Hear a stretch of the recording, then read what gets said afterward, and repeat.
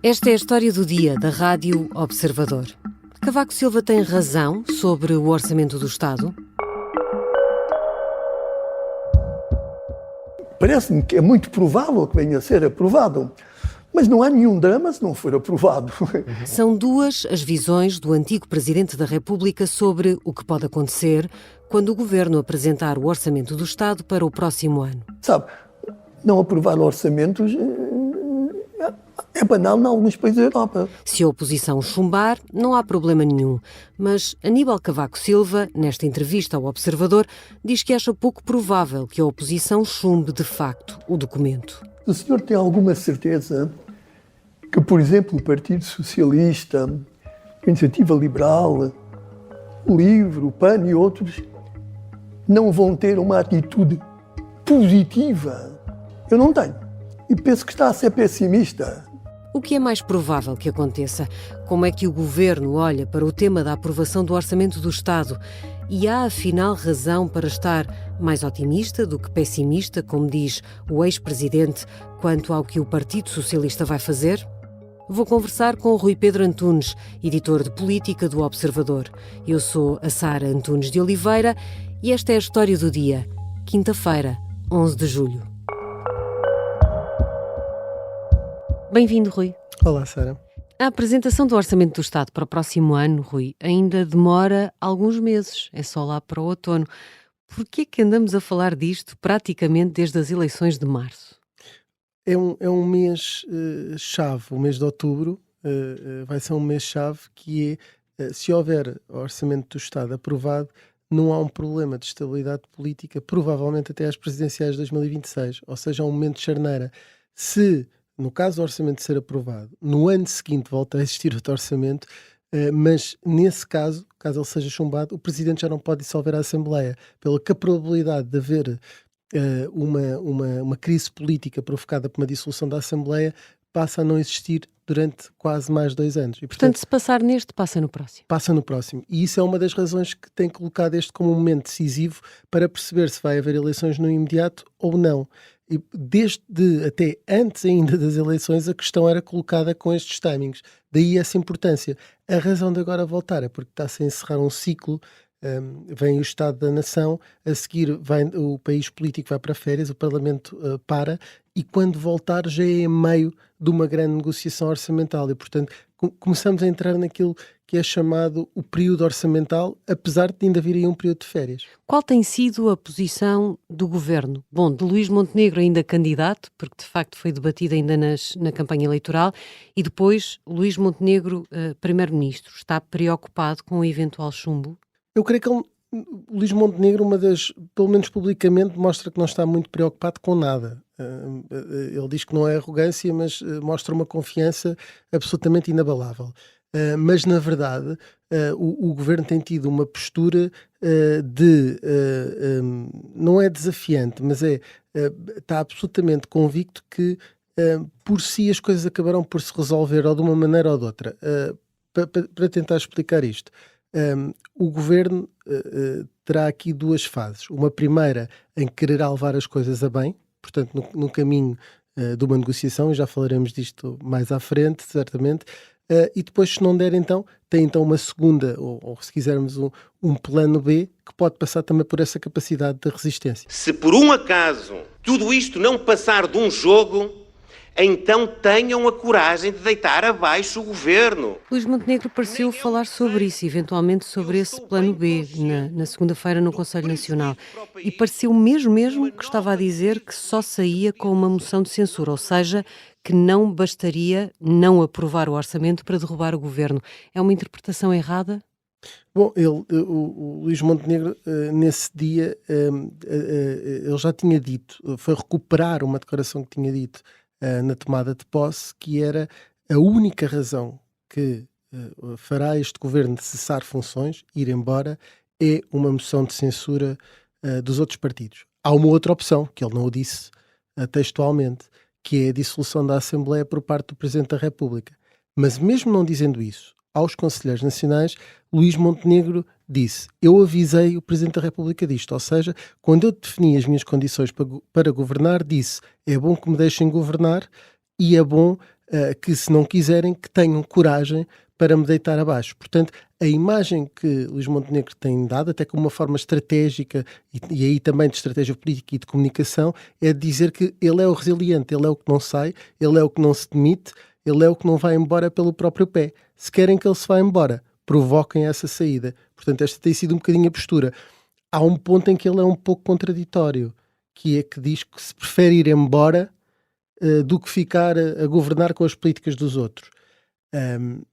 Mas eu diria que a primeira hipótese do tal Luís Montenegro resiliente prevalece sobre as outras. Ou seja, parece-me que dentro da AD a imagem da resistência, a ideia de ficar é muito mais forte do que essa hipótese de Luís Montenegro que quer mostrar desapego ao lugar ao mesmo tempo, essa segunda hipótese que ele próprio colocou. Gerindo eventualmente uma possível imagem de teimosia, que é o outro lado dessa moeda? Sim, o Presidente da República impôs uma espécie de jurisprudência política, se lhe podemos chamar assim, sem que os juristas se chateiem connosco. Exato, que é, quando não há orçamento, provoca eleições antecipadas, no sentido de dissolver o Parlamento.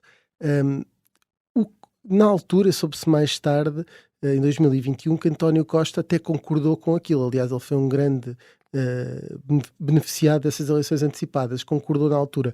O que me parece que neste momento existe é que Luís Montenegro não irá publicamente dizer que concorda com essa dissolução. E, portanto, sim, vai ter essa...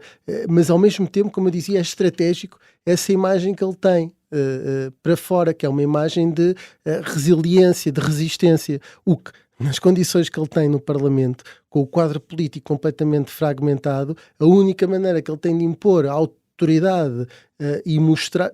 Daí a importância dele dizer que só governava com mais um voto.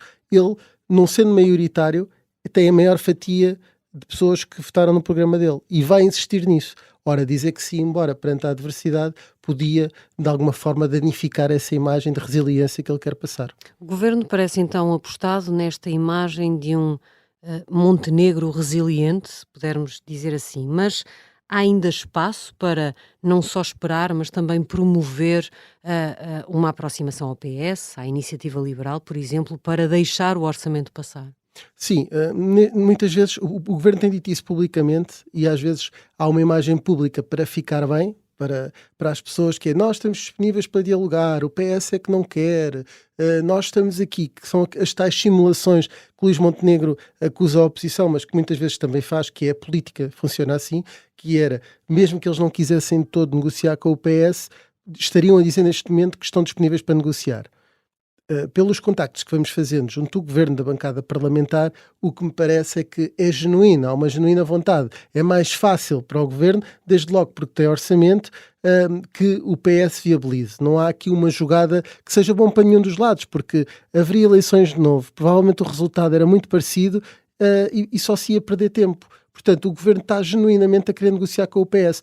Resta saber depois como é que o fará. Se vai ter uma equipa negocial. Na altura, o Ministro Teixeira dos Santos negociou com o PSD quando o Governo era minoritário e o PSD indicou Eduardo Catroga. Não sei se o PS terá uma figura, se haverá equipas negociais sentados frente a frente, se haverá essa imagem pública. Mas é uma possibilidade. E, portanto, parece-me que genuinamente o PSD acredita, a AD acredita que ainda é possível chegar a esse acordo.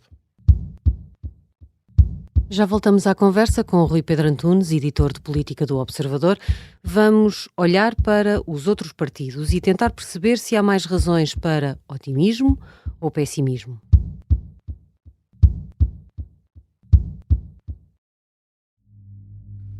Esta é uma história de guerra. Dá-me uma catanada aqui na cabeça, abre-me a cabeça.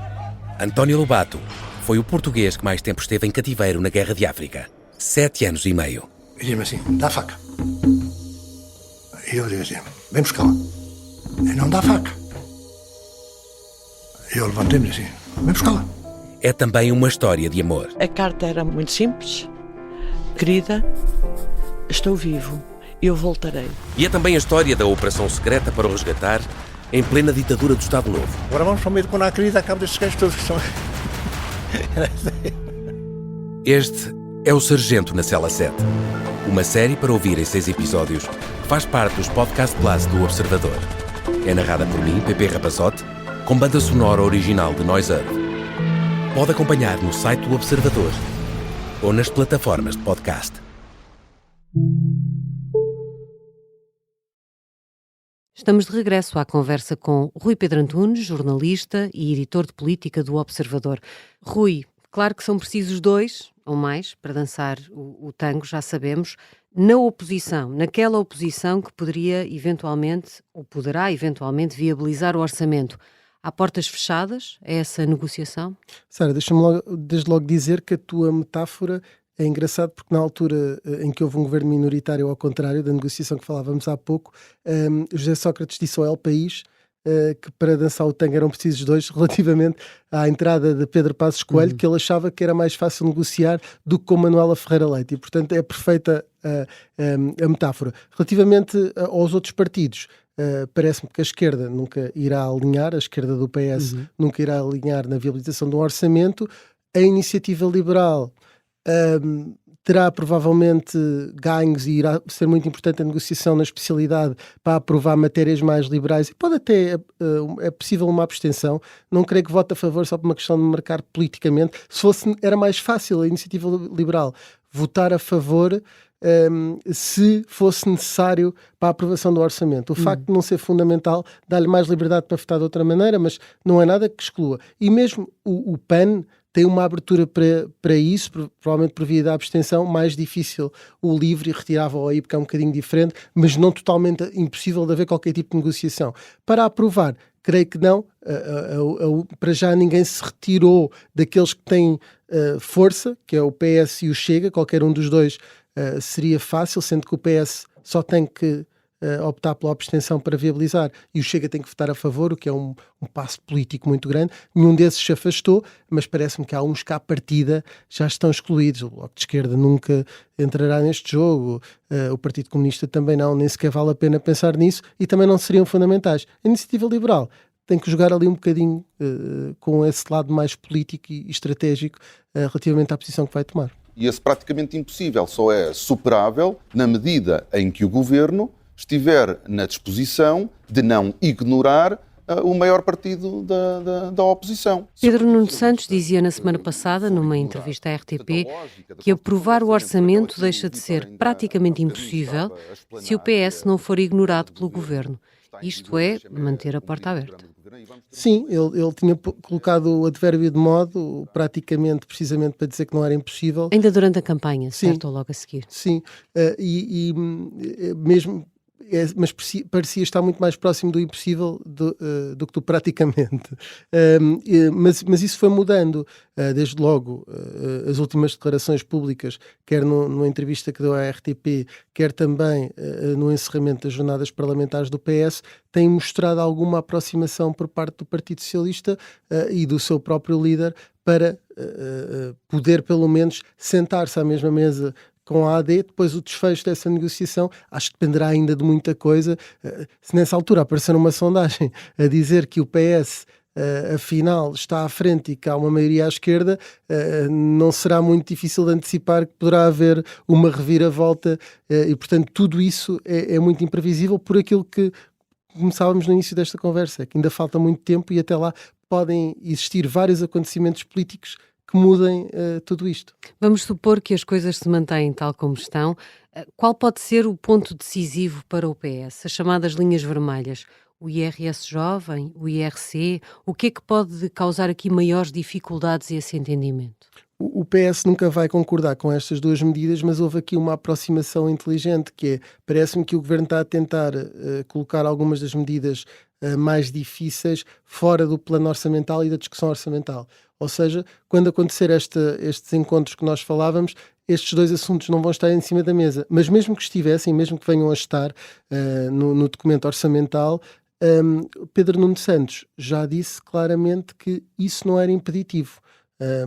Não exige que o Governo abdique dessas bandeiras para vir a viabilizar o Orçamento de Estado. E, portanto, até aí parece houve um desbravar de caminho no sentido dos dois chegarem a um entendimento. E esse desbravar de caminho aconteceu mais nos bastidores, fora dos holofotes, ou Eventualmente até em público. É porque eu não dei por nada, confesso.